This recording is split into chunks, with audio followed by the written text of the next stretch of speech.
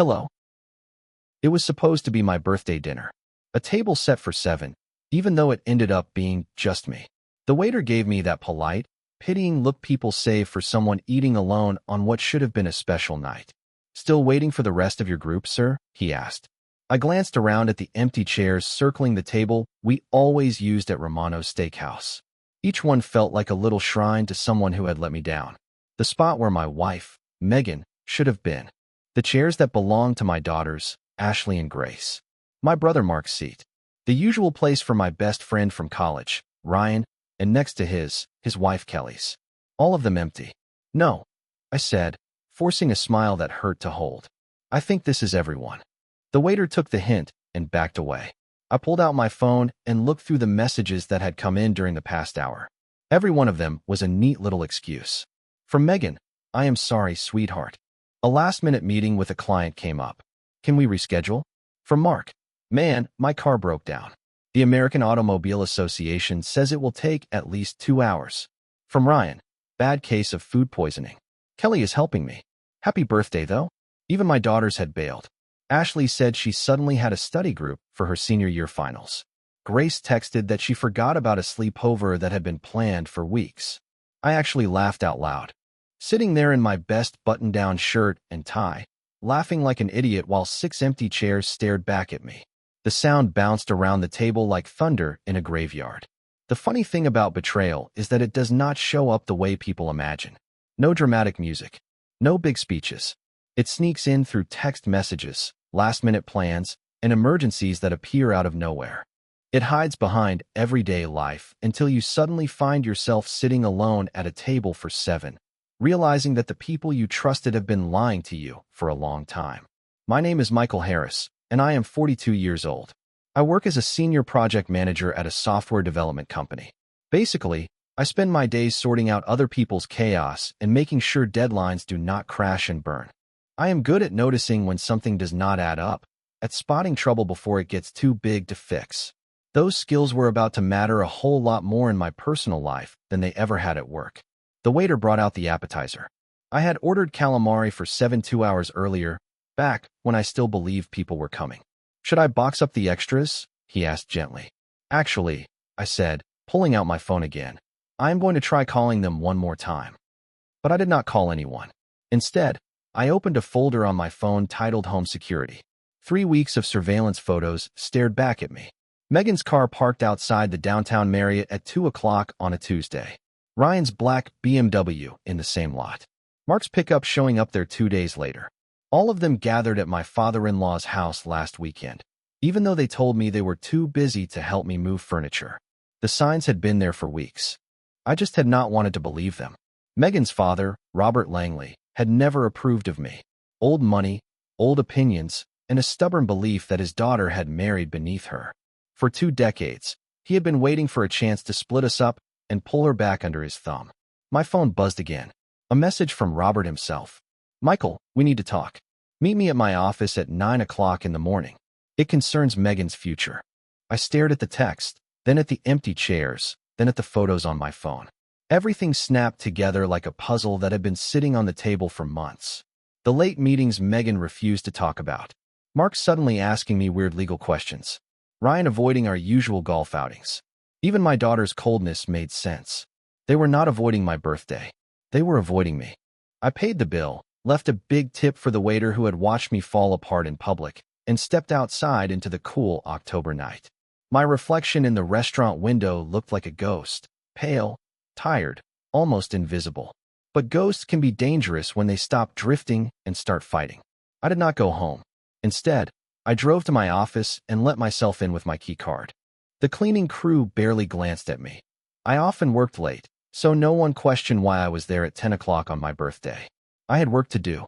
Before the house in the suburbs, before kids, before Megan, I had been a different man. I studied computer forensics in college, worked for a private investigation company for a short time, and learned how to dig up information people thought they had buried forever. I started with Megan's social media accounts. She believed she was being careful, but after 20 years of marriage, I knew her passwords, her security questions, and her habits better than anyone. What I found in her private messages made my stomach twist. "Father says the attorney found a way. Michael will not fight it if we can show he is unstable. Ryan and Mark are already gathering proof. Everything they had built was a neat little story about me supposedly losing my mind. My long hours at work were twisted into obsessive behavior. The quiet way I had acted at recent family gatherings was turned into antisocial tendencies. Even the birthday dinner I had sat through alone was part of their plan.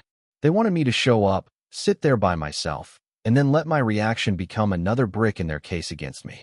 But they had misjudged me badly. Instead of causing a scene or falling apart, I simply watched and paid attention. Next, I opened Mark's email account. My brother never took security seriously, still using the same password he had chosen when we were teenagers. What I found in his messages hit harder than anything I had read from Megan. Robert Langley, my father-in-law, had offered Mark $50,000 to testify during the divorce that I had become paranoid and aggressive over the last year. Mark's real estate business had been suffering ever since the market downturn, and he had taken the money without blinking. Ryan's part in all this was more personal. Screenshots of text messages showed him sending Robert information about my schedule, my habits, even private conversations I had with him. In exchange, Robert promised to invest in Ryan's consulting company and help him land new corporate clients. My best friend since college had traded me in for a business opportunity. The worst of it came from reading their group chat. Megan, Mark, Ryan, Kelly, and Robert, working together like they were running some kind of operation. They had even coordinated the exact timing of their excuses for my birthday dinner, scheduling those messages like a military drill. Michael will probably just go home and sulk, Ryan wrote. He never fights back, Kelly added. Megan said he has been really passive lately. This should push him over the edge if we are lucky. They wanted me to snap. They needed me to lose my temper so they could use it in court. Robert's attorney had apparently told them that if I caused a public scene, the divorce would go a whole lot smoother for Megan. I sat back in my chair, looking at the evidence covering my monitors, bank transfers from Robert to Mark and Ryan, email threads outlining their little surveillance project, text messages where they laughed about my trust and planned how to break me apart. They really believed they were brilliant, careful, untouchable. But they had forgotten one thing. I was extremely good at what I do. I spent the entire night gathering everything, making backups, building a complete digital file of their conspiracy.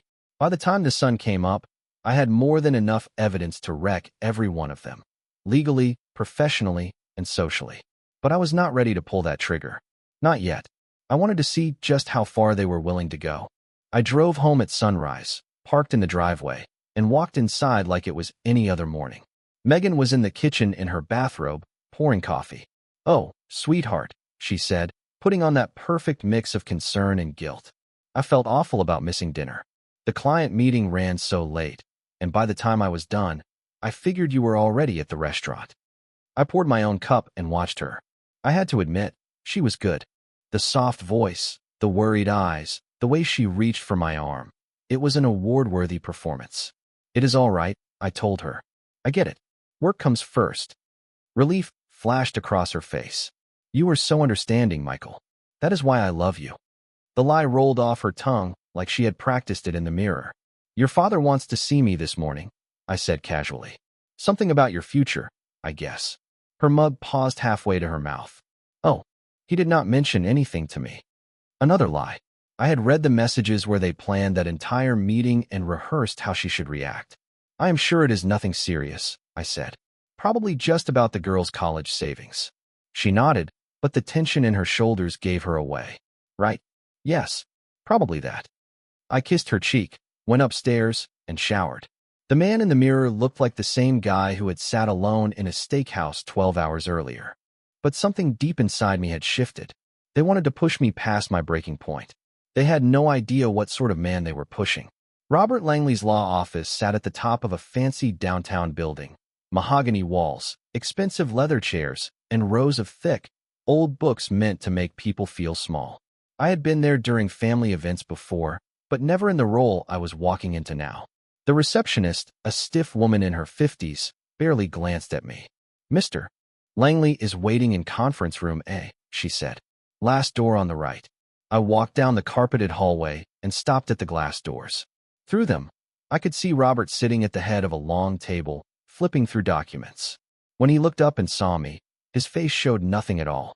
Michael, he said with a polite nod. Thank you for coming. Robert, I said, taking the chair across from him. The long table between us was neatly lined with manila folders, arranged the way a man like him arranged everything. Controlled, organized, and meant to unsettle. You mentioned this meeting had something to do with Megan's future. He settled back in his expensive leather chair and studied me with that sharp, business-hardened stare that had earned him millions in commercial real estate over the decades. In a way, yes, he said. I believe we both understand that your marriage has reached its end. Do we? I asked calmly. Oh, come now, Michael. You are a smart man. Surely you have noticed that Megan has been distant for quite some time. She has been unhappy. I nodded slowly. She has definitely seemed preoccupied. She has spoken to me about it, he continued. As her father, I want what is best for her. And frankly, this marriage is not working anymore. He opened one of the folders and slid a packet toward me. I had my attorneys draft a separation agreement. Very reasonable terms, considering the circumstances. I picked up the document and skimmed through it. What he described as reasonable was laughable. I would keep my retirement accounts, my car, and a small settlement. Megan would get the house, the majority of our shared assets, and primary custody of the girls. In short, I would walk away with almost nothing after 20 years of building a life together. This is extremely one-sided, I said. Perhaps, he replied. But the alternative would be far worse for everyone involved. He opened another folder, this one filled with photographs and reports. My investigator has observed several troubling signs, he said. Obsession with work, isolation, paranoia, emotional volatility. He laid out pictures of me leaving my office late at night, eating alone, walking through the park. Normal, everyday moments that he had twisted into a story about a man losing his mind. I also spoke with Mark and Ryan, he added. Both are prepared to testify about the concerning changes in your behavior. Your brother is especially worried about your mood swings lately. I looked up. Mark said that. He is worried about you, Michael. We all are. You have two choices. Resolve this quietly, or allow it to become a public mess that would hurt everyone, especially the girls. I placed the papers back on the table and met his eyes. For a few seconds, the room was silent except for the soft hum of the air conditioning and the distant noise of traffic far below. You know what is funny, Robert? I finally said. I honestly thought you might have invited me here to apologize. His eyebrows twitched. Apologize for what? For skipping my birthday dinner last night, I said. Your entire family was supposed to be there. Megan, the girls, Mark, Ryan, and Kelly. Even you were invited, though I did not expect you to show up. I am sure they all had their reasons, he said. Oh, they did. I reached into my jacket pocket, pulled out my phone, and opened the screenshots I had prepared. I slid the phone across the table. Robert's face drained of color as he read through the group chat. His little circle planning my humiliation down to the minute. You see, Robert, I said softly, I may have my flaws, but stupidity has never been one of them. I know about the money you paid Mark and Ryan. I know about the fabricated statements. I know everything. He pushed the phone back, his mask of confidence slipping. You cannot prove any of this. Actually, I said, pulling a flash drive from my pocket. I can. I said it between us. Bank transfers, emails, text messages, recorded calls. 20 years in software development teaches a person quite a bit about recovering data. He stared at the flash drive like it might explode. Here is what is going to happen, I said. You are going to end this little scheme. Mark and Ryan will stop spying on me. Megan will speak to me honestly about what she wants. And you will stay away from my marriage. And if I refuse, he asked. I smiled. Then I release everything. Imagine the headline. Prominent attorney caught engineering elaborate plot to frame son-in-law. It would ruin your career, your firm, your reputation, all of it. Robert's jaw tightened. You are making a mistake, Michael. I have resources you cannot even imagine. I can destroy you. You already tried, I replied. It did not work. I picked up the flash drive and slid it back into my pocket. Oh, and Robert, I added as I stood. Next time you decide to have someone follow me, hire someone who is not driving a gray sedan and watching me with all the subtlety of a heart attack. I walked toward the door, then paused. Tell Megan I will be home for dinner tonight. And this time, I expect everyone to be there. The elevator ride down to the lobby felt like a small victory. For the first time in weeks, I felt like myself, clear-headed, steady, and ready to protect what was mine. But stepping into the bright morning sunlight, I realized something important. Confronting Robert had been the easy part. Now came the people who had betrayed me not for money or influence, but simply because they had stopped caring. That wound was going to cut deeper. Instead of driving home right away, I headed to Ryan's consulting office, a sleek little firm in the business district, known for helping companies restructure. I had actually helped him land his first major client 5 years ago, back when he was still my real friend. The receptionist knew me well enough and waved me straight toward Ryan's corner office without even announcing my arrival. When I stepped inside, he was on a conference call, waving his hands at his computer screen as he talked about quarterly projections with someone who sounded important. He looked up as I walked in, and I saw the exact moment it hit him. Something was different. His easy, confident smile wavered, fading into something that looked a lot like fear. "Let me call you back," he said into his headset. He hung up quickly and stood. "Michael, hey man. I was actually just thinking about you. How are you feeling? Kelly said you looked rough when we saw you at the grocery store yesterday." Another lie. I had not been to the grocery store in 3 days. "I am doing much better," I said, settling into the chair across from him. "Especially after my meeting with Robert this morning." His face shifted through several shades: confusion, alarm, and then a pale, sickly color. "Robert? Megan's father? What did he want?" "Oh, you know," I said casually. "Just some family discussions. What is strange, though, is how much he seems to know about my personal life. My work hours, my habits, even private conversations I thought I only had with my closest friends." I pulled out my phone and opened the screenshot of his messages with Robert. "You recognize this?" Ryan leaned forward. I watched his throat tighten as he swallowed hard. "Michael, I can explain." "Can you?" I asked. "Because from where I am sitting, it looks like my best friend has been spying on me for weeks and feeding information to a man who wants to tear my family apart." "He is not like that," Ryan said. "Robert was just trying to help Megan." "Help her what?" I snapped. "Take my daughters? Destroy everything I have worked for? Paint me as unstable?" Ryan ran both hands through his hair, an anxious habit I had seen for 20 years. "Look, Megan came to me months ago," he said quietly. "She was miserable. She said you were distant and cold. She needed someone to talk to. So your solution was to help her father build a case against me?" I thought. He hesitated, voice cracking. "I thought maybe if you hit bottom, you would get help. Maybe see a therapist. Work on your marriage. I never meant for things to get this out of hand." I stared across the desk at the man who had stood beside me at my wedding, the man who held both my daughters when they were born, the man who had helped me move into every home I ever lived in as an adult. "You never meant for it to go this far," I repeated softly. "Ryan, you helped them plan to leave me alone on my birthday. You all worked together to make me question my own sanity. What did you think the end result would be?" He could not look at me. "I am sorry, Michael. I really am. Megan was hurting, and Robert made it sound like this was the only way to help everyone." "To help everyone," I said, "or to help yourself to Robert's investment money?" His head shot up. "How did you?" "I know about the consulting contract he promised you," I said. "I know about the new corporate clients he dangled in front of you. I know everything." I stood and walked over to the window, looking down at the busy street filled with people who had no idea what kind of betrayal could grow behind closed doors. "You want to know the pathetic truth?" I said quietly. "If Megan had come to me and said she was unhappy, we could have worked on it. Counseling, therapy, anything. But instead, you all turned me into the villain." "Michael, please," he said. "Let me fix this. I will call Robert. I will tell him I am done. I will talk to Megan, ask her to give the marriage another chance." I turned to face him. "It is too late." His voice shook. "What do you mean?" Instead of answering, I took out my phone and opened the email app.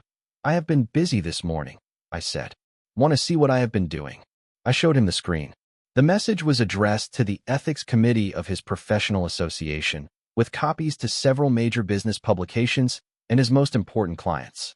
The subject line read, "Consultant participates in elaborate personal vendetta against client's family member."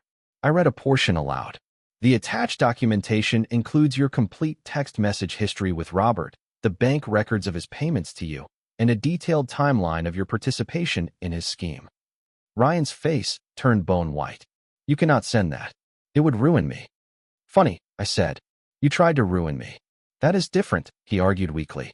We were not trying to hurt your career. No, I said. Just my marriage. My relationship with my daughters. My mental health. My financial security. You are right. That is so much better. I put my phone in my pocket. Here is how this will go, Ryan. You are going to call Robert and tell him you are done. You are going to return every dollar he paid you. And you are going to stay away from my family. And if I do that, he asked, you will not send the email? I did not say that, I replied.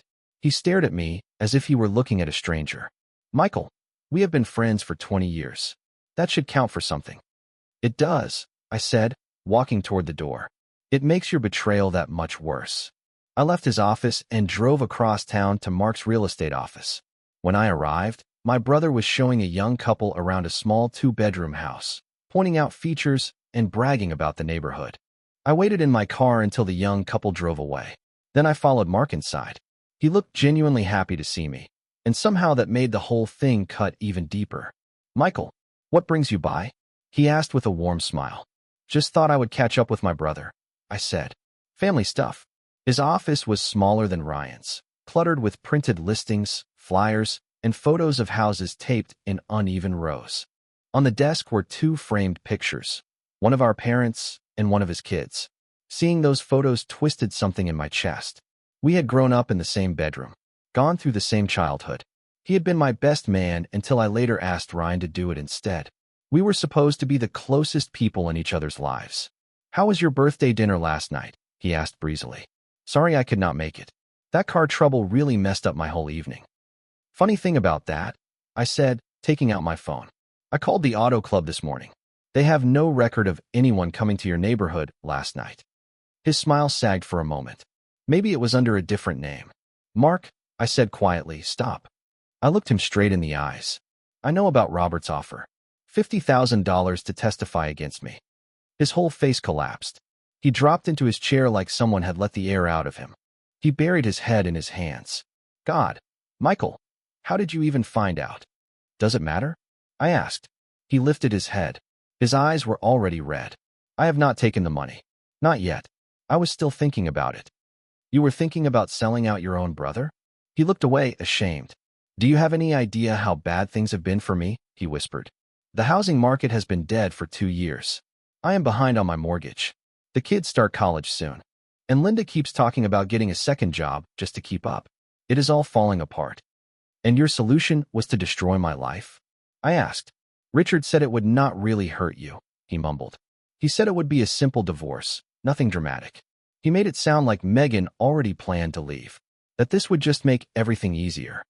I sat across from him, staring at the man I had defended, supported, and trusted my whole life. Do you remember when Dad had his heart attack 10 years ago? I asked. Of course, he said softly. Do you remember who handled everything? The hospital? The insurance? All the bills? And the funeral when he did not make it? Mark winced. You did. And when Mom got sick 2 years later, who fought with her insurance company? Who drove her to every specialist? Who paid the parts they would not cover?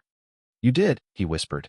And when your business almost imploded 5 years ago, who co-signed the loan to keep you from losing the house? He shut his eyes. You did. So tell me, I said, my voice shaking despite my efforts to keep steady. What exactly were you thinking when Robert waved $50,000 in your face and asked you to stab me in the back? He broke down completely, crying openly. I was thinking I am a failure, he choked out. I was thinking I have never been as successful as you, never been as smart or put together. And suddenly there was a chance to finally get ahead, to take care of my family for once. I told myself you would be fine, that you would get through it, that maybe you would even find someone better than Megan. By wrecking my life, I said. Mark covered his face. I am sorry. I am so sorry. I stood and walked to the window. Outside, his small town went on with its ordinary day. People walking dogs, grabbing coffee, heading to work. None of them had betrayal sitting on their shoulders the way I did. I am not going to destroy you, Mark, I said quietly. Even though I could. You are still my brother, and part of me will always care about you. I turned back to him. But we are not family anymore. Not really. We are just 2 men who happen to share DNA. When he looked up at me, I saw devastation and relief fighting for space on his face. I will fix it, he said. I will call Robert. I will tell him I am out. You can do whatever you want with me. It does not matter anymore. I left his office and drove home. Strangely, I felt almost hollow. I had confronted the men who had betrayed me. I had evidence. I had leverage. I had won. But victory tasted like ash when it cost me a 20-year friendship and the trust of my only brother. The hardest part was still ahead. When I stepped into the house, Megan was in the kitchen cooking like she was preparing a holiday feast. She wore a dress I had not seen since our early years together. Her hair was styled the way she used to wear it when she wanted to impress me. The whole scene felt artificial, rehearsed, like stage props for an emotional performance. There you are, she said cheerfully. I have been cooking all afternoon, your favorite pot roast. And those small potatoes you like. I sat at the table and watched her bustle around, pouring wine and setting out our best dishes. Where are the girls? I asked. Ashley is at study group, she replied. And Grace is at Madison's house.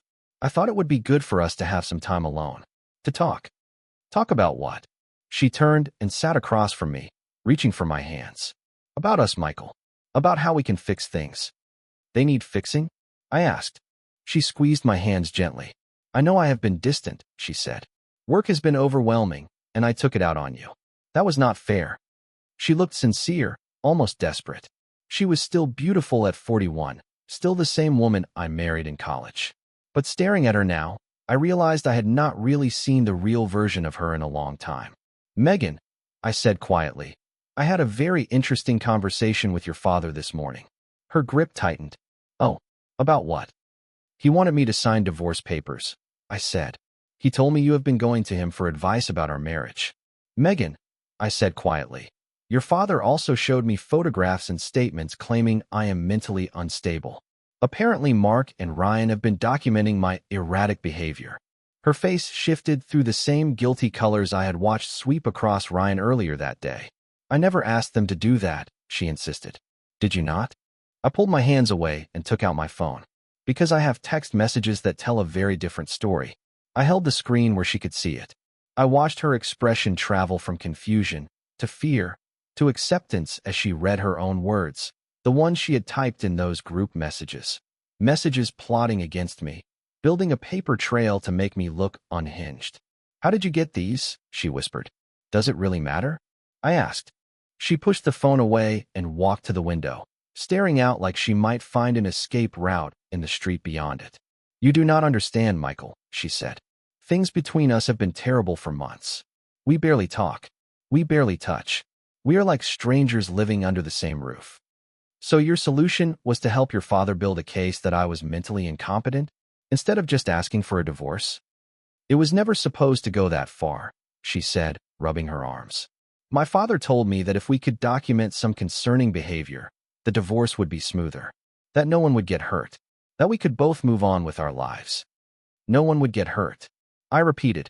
I moved beside her at the window. Megan, your father's plan would have left me with absolutely nothing. No home, no daughters, no assets. That is your idea of no one getting hurt. She turned toward me, and for the first time in a long time, real emotion cracked through the mask she had been wearing for months. I thought you did not love me anymore, she said softly. I thought you would be relieved to be free of us. What made you think that? I asked.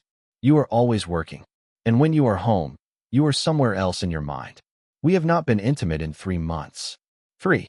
When was the last time we had a real conversation that was not about bills or calendars? I opened my mouth to argue, but nothing came out. Because she was right.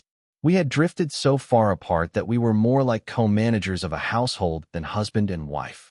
But that does not excuse what you did, I said finally. You could have asked for counseling. You could have asked for space. Anything. Instead, you tried to help frame me as mentally ill. Her shoulders sank. I know, she whispered. I know. And I am sorry, Michael. I am so incredibly sorry. My father made it sound like it was the only way, but I know now it was wrong. We stood together in silence, the kind that sits heavy on your chest. 20 years of marriage dangled between us like something fragile. Outside, the neighborhood looked peaceful. Kids on bikes, a dog chasing a tennis ball, people living the simple lives we used to recognize. Somewhere along the line, we had lost ours. Do you want to save this marriage? I asked. Megan's eyes filled with tears. Do you? It was a fair question. Did I want to rebuild something with a woman who had been willing to tear me down instead of speaking her truth? Did I want to try again with someone who had involved her father and turned my own friends against me? I do not know, I said truthfully. But I know I want to try. If you can be honest with me from now on. No more lies. No more games. And absolutely no more bringing your father into our marriage. And if I agree to that, she asked. I pulled the flash drive from my pocket and placed it gently on the counter. Then this stays between us. I will not go to the press. I will not destroy your father's reputation. And I will not press charges. She stared at the tiny device like it was a live explosive. What about Mark and Ryan? She asked. They are gone, I said. Out of our lives. Permanently. And the girls? We will tell them their parents are working on things. That adults make mistakes. That we love them more than anything. Megan picked up the flash drive and turned it over, her hands trembling. What happens now? She asked. Now, I said, we start over. Counseling. Therapy. Whatever it takes. But Megan, listen carefully. She looked up at me. This is your only chance. If you ever lie to me again, if you ever plot against me again, if your father ever steps into our marriage again, I will file for divorce, and I will take everything. Do you understand? She clutched the flash drive to her chest. I understand. I walked to the stove and lifted the lid off the pot roast. The smell was rich and familiar, like the early years of our marriage, when we still believed that love alone could fix any crack. This looks great, I said. Why do we not call the girls and tell them to come home for dinner? Megan wiped her eyes and managed a faint smile. I will text them. As she pulled out her phone, I realized we had crossed a point of no return. Our marriage would never go back to what it had been. It would either become something entirely new, or it would fall apart. But at least now, for the first time in months, the lying was over. And that felt like the first real step toward something better. Bye.